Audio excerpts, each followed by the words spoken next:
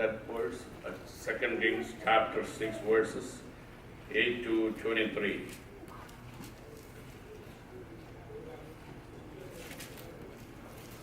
The story is a very familiar Bible portion that everybody knows.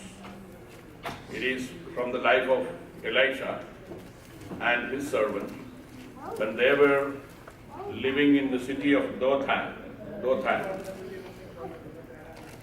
They used to inform the plots of the Aramean king. Aram is Syria. The king's plots to attack Israel. Or during that time, the king of Syria planned to attack Israel. And he will call his captains and counsel with them, saying that we will go and camp in such and such places. I will read a few verses from this portion. Now the king of Aram was at war with Israel. After conferring with his officers, he said, I will set up my camp in such and such a place. The man of God sent word to the king of Israel, beware of passing that place, because the Arameans are going down there. So the king of Israel checked on that place indicated by the man of God. Time and again, Elisha warned the king so that he was on his guard in such places. This enraged the king of Aram. He summoned his officers and demanded of them, tell me which of us is on the side of the king of Israel? And one of the captains said, none of us, my lord king, said one of the officers. But Elisha, the prophet who is in Israel, tells the king of Israel the very words that you speak in your bedroom. Go and find him, find out where he is, the king ordered, so I can send men to capture him. The report came back, he is in Dothan. Then he sent horses and chariots and a strong force there. They went by night and surrounded the city. When the servant of the man of God got up and went out early the next morning, and an army with horses and chariots had surrounded the city. And, oh no, my lord, what shall we do? The servant asked. Don't be afraid. This prophet answered, those who are with us are more than those who are with them. And Elisha prayed, open his eyes, O Lord, so that he may see. Then the Lord opened the eyes of the servant, and he looked and saw the hills full of horses and chariots of fire.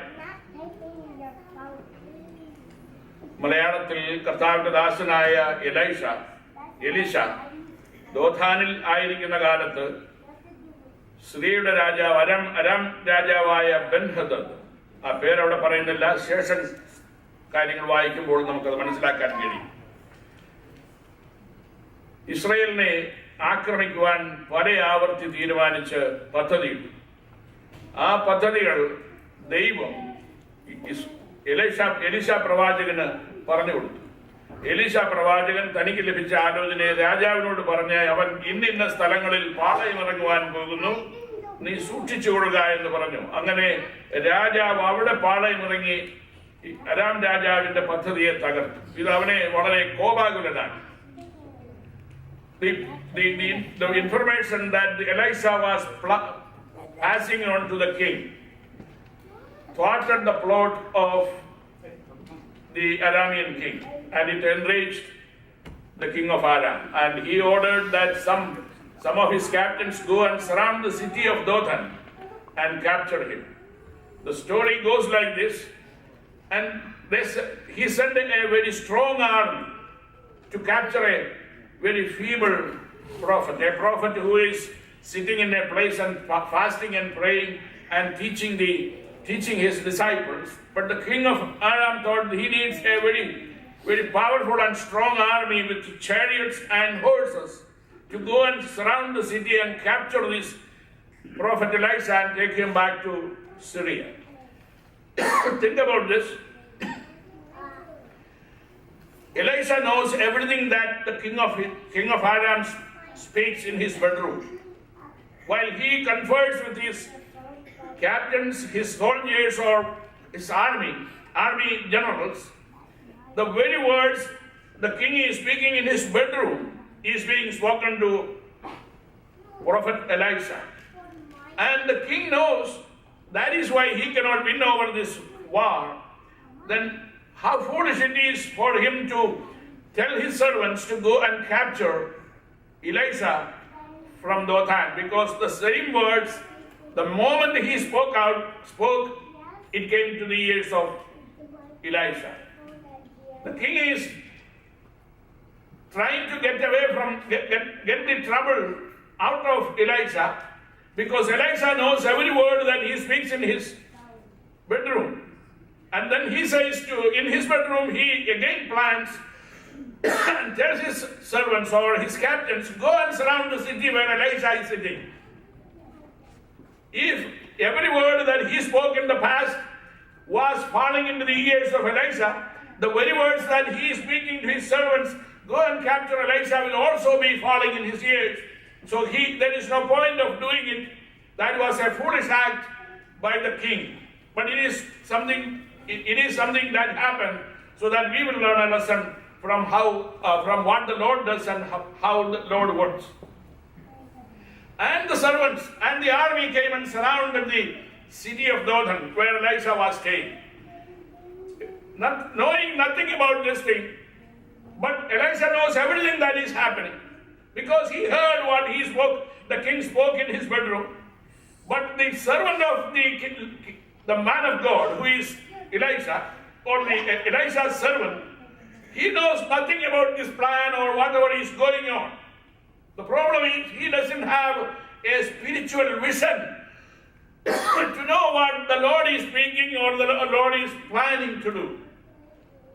So he unknowingly went out and he saw all of a sudden the whole city was surrounded by a powerful army with horses and chariots. He ran back to Elisha and said, "Oh no, what are we going to do now?" He was panicked. The servant was panicked. Elisha coolly said, "Don't be afraid. Don't don't be afraid of anything." Amen. And that was a surprising thing to the servant of the man of God. But Elisha was very, very cool when he is speaking to his servant, but the servant is not very cool. He is panicked because he saw some life-threatening situations that is surrounding him. He said, "Oh no, what are we going to do? Our life is threatened. Enemy army has surrounded us with a plan to take us captive. What are we going to do?" And this is the same thing in our lives that when we face problems. Every day we face some kind of a problem in our life. At work, at home, everywhere you are. You don't have to do anything. You only have to take a vehicle and drive, and then you will see some people come and intentionally cut because you were slow. You were even if you are on the right side lane, they are going to cut right in front of you, and even they will break you and surprise you. They will put our life in jeopardy. The devil is on the lookout to put our lives at risk all the time. He is out there to capture us. He is out there to get us all the time. He has plans.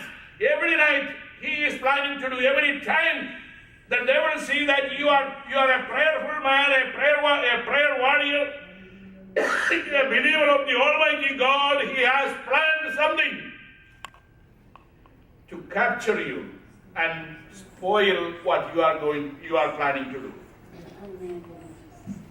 So this is not a very surprising thing in our lives that we say, "Oh no, what am I going to do?" Probably I say those words 10 times a day. I'm a person you might assume has little problems. I really don't have very many problems, other than I give some problems to Suma. Means we don't, visibly there is no many problems. Actually, no problems. Actually, I don't have any problems. But I assume every time, when I want to prepare a sermon, I tell the Lord, Lord, what am I going to do? When you face a problem and somebody speaks to you a negative thing, I'm going to say again, Lord, what am I going to do?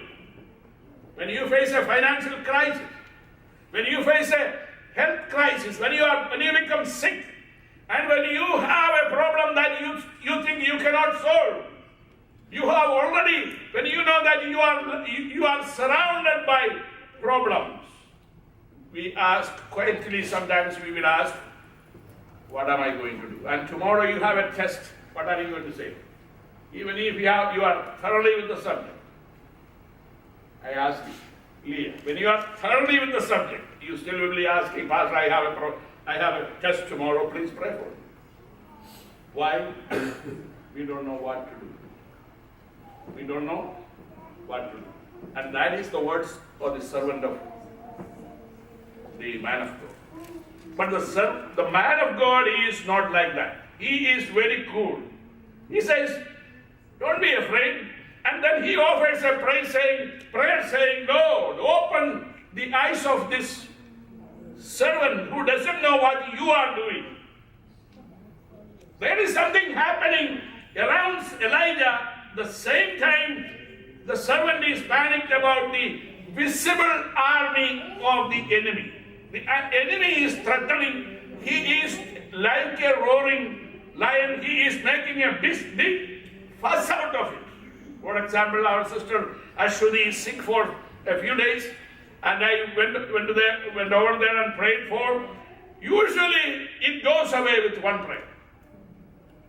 And this time, when she was testifying in the church, saying that nothing has happened, the enemy has surrounded his servant and creating a mess in her life and threatening with the safety and security of her job and the comfort of her life. But I'm not going, I'm taking an example out of her life that is a live example. This happens in your life. Some people might fuss at you at work. You will ask, what am I going to do? Surprised Sister Annama John this week. Very dangerous thing to do. Don't climb on chairs at this age to go and pick up photos. It is a silly thing to do, simple thing to do, attracting and asking for trouble. You said ladder. But the thing is, we land in trouble knowingly or unknowingly, and we get surprised. We don't know what to do. We get panicked. The reason for panic was the servant of the Lord understood why his servant was panicked, because his eyes are not opened. He cannot see what Elisha can see. Elisha can see the spiritual warfare that is taking place in the mountains, in the hills. There is an army that has surrounded the city, but there is an outside area where the hills are there. There is a much more powerful army with fiery horses and chariots. Amen. waiting to take on the enemy's army. When the devil has positioned his powerful army against you, what do we read? No weapon formed against us shall prosper. You need to remember, there is problems that I face. I see the opposition of the enemy. But then you also need to know, the Lord knows everything about your life. Amen. The Lord knows every plan the devil speaks or the enemy speaks in his bedroom. And he will let you know if you will listen to him, because in order to listen to him, you have to have the spiritual eyes open. So problem is not with the enemy. The problem is really with us.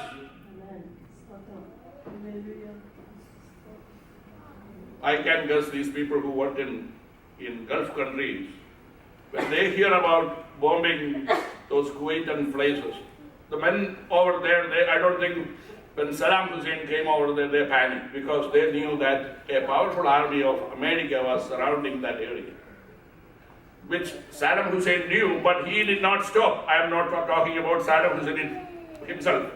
There's all the warfare that is happening over there. These Arabian countries, the kings are at peace. They are cool. They don't have a powerful army, but they have a larger enemy to face.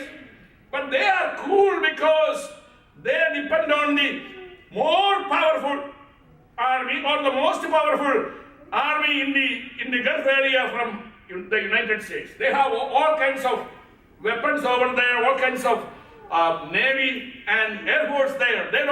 They sit down and say, we are cool, no matter what the enemy. So if you know your defense is powerful, and that comes from the Lord Almighty, you will not panic and you don't have to panic. The problem that you have to do is, Lord, I don't know what is going on around. I know that you are always at work, even when I am asleep. You are working. Last night, not this night, the previous night, the servant of the Lord went over there to see and saw the enemy. The same night, the army of the enemy had surrounded the city. He did not know they had surrounded. Only when he went out and looked around, he saw we are already surrounded. Do you understand? The previous night, the enemy army had already surrounded the city, but the servant did not know. He was at peace, peacefully sleeping. He was not panicked. But when he saw it, he panicked. My point is, when he opened his eyes, he also saw the fiery chariots and horses. That was also there. When the army had surrounded the previous night, even before that, when the enemy planned to take his servants captive, the Lord sent a very, very fiery army over there. He sent horses and chariots of fire. Seeing those things, when Elisha prayed for his servant, the Lord opened his eyes. Elisha is not praying, Lord, send an army. He is saying, open his eyes so that he can see what I can see. If your spiritual eyes are opened, you will see a mighty power, a mighty force that is guarding against the enemy and protecting you and always at work for you. The last night when the enemy came down, the Lord also came down to fight for his servants. And when he saw this, he surprised and said, oh my Lord and my God, the hills full of what? The hills full of, I see hills full of chariots and horses of fire. What does it tell us? While we are asleep, while we don't know what is happening, the Lord is at work and He is protecting. You panic seeing situations, but the Lord is not panicking because He has plans and purposes about your life and in your life. He is preparing and organizing and ordering things. While I am asleep, my life may be in danger, but the Lord is taking steps to protect my life, to provide for my life. You will think you cannot do anything, but you cannot do anything. That is true. But you need to also think there is somebody who can do everything for you. That is the Almighty God. Amen. I would also say this Dothan. Liji has an announcement, right? This Dothan is the place where Joseph was before he was taken captive and sold into slavery into Egypt. The Lord opened the eyes of the servant of the man of God, and he saw horses and chariots of fire. And that is happening in Dothan. Only twice this name Dothan is mentioned in the Bible. The other place is in chapter 37 of Genesis, where we read the story of Joseph. He went over there, and his brothers were in Dothan, and they captured him. They put him in a pit. They also sold him into slavery to Egypt. he went over there and landed in jail, and he suffered for many, many long years. But we read, in the same place he was taken captive, in the same place he was put in prison, in pit, the same place where he was going to be killed, the same place. What was there? There was the army of the Lord, fiery chariots and fiery horses. But Joseph could not see. But in chapter 50 of Genesis, he tells his brothers, you planned something to harm me. When you captured me, you thought you could kill me. They captured him. They planned to kill him. He says, you planned evil against me. But the Lord made everything in my favor. It was in his plan. God had a plan in the life of Joseph, where in the same place there were chariots of fire and chariots and horses of fire. There was protection of the Lord. And we see, but Joseph was not protected. When after all the whole story ended, Joseph says he was protected. When he was captured, the same army was there to protect him. But the Lord did not show him that protection visibly. Because God had a plan to elevate him. In order to elevate him, he had to go through that suffering. He had to be sold to Egypt. He had to be in the house of Potiphar, and he had to be landed in the prison. If he was not in the prison, he was never going to be on the throne. You think so? If he was never sold into slavery, he was never going to be number 2 in Egypt. If he was never in the prison, he was not going to be in the second man in Egypt. If he was not with Potiphar, somebody else should have killed him. Potiphar kept him alive because he loved him. So everything that happened was according to the plan of God. But the servant of just like the servant of God, unlike the servant of the Lord, everything that was taking place in the life of Joseph, he knew, ladies, the Lord has some kind of a plan. Even though I am in chains, I cannot do anything. He was the favorite of his father, favorite son of his father. He enjoyed life before, but he is now in chains, being dragged, being sold, being abused in the prison, and nobody remembers about him. Then, even then, there is what is happening? He is a prayerful man. He says, I will not do any evil against the Lord. I will not touch you. He says, Potiphar's wife, I will not touch you. That's an evil. The Lord will forbid me. I will not do that, anything that is against the will of God. He protected himself because he knew that he had a plan, even though when he was in chains. If you are going through some signs of trouble, which you cannot understand, the hand of the Lord is with you.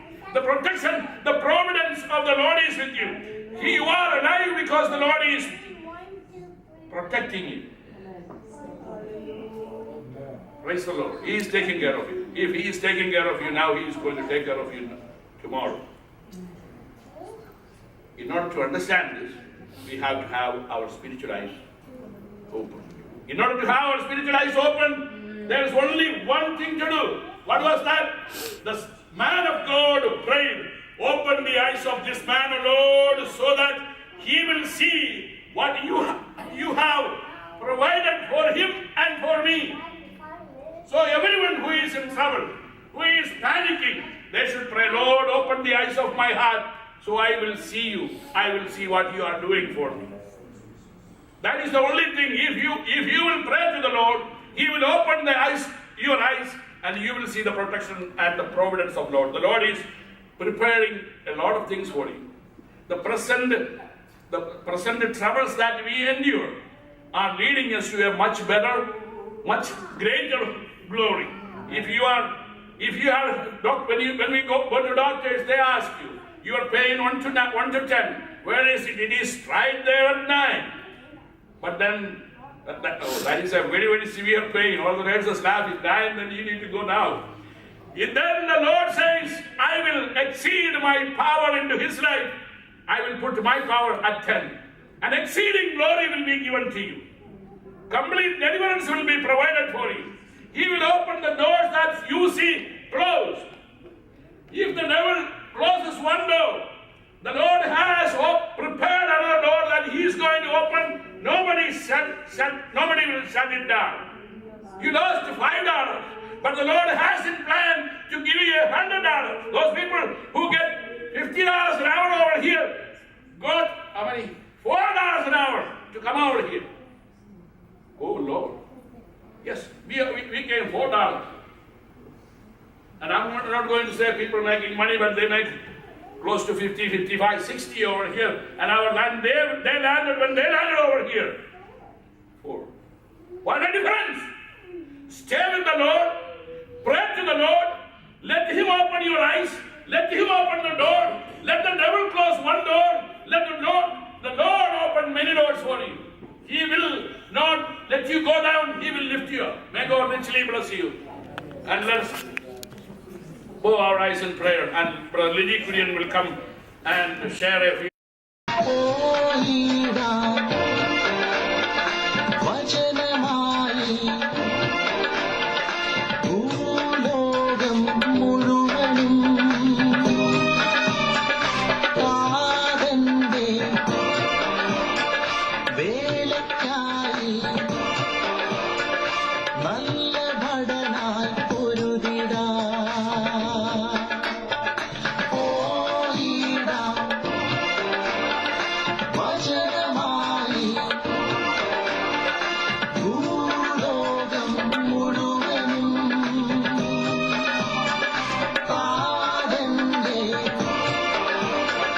Be